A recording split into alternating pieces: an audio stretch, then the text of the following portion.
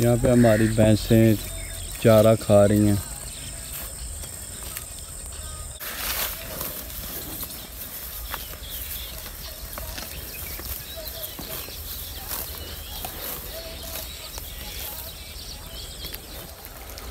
अस्सलाम वालेकुम व्यूअर्स, कैसे हो आप सब लोग। उम्मीद है खैरियत से होंगे, मज़े में होंगे और अपनी लाइफ को एंजॉय कर रहे होंगे।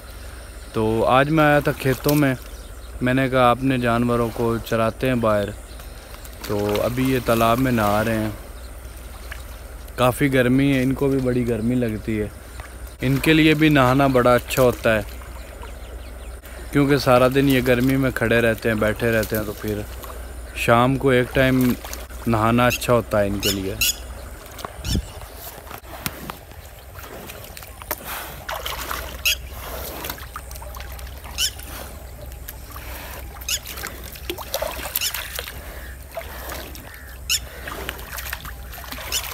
चैनल को लाइक करो और सब्सक्राइब करो। शुक्रिया।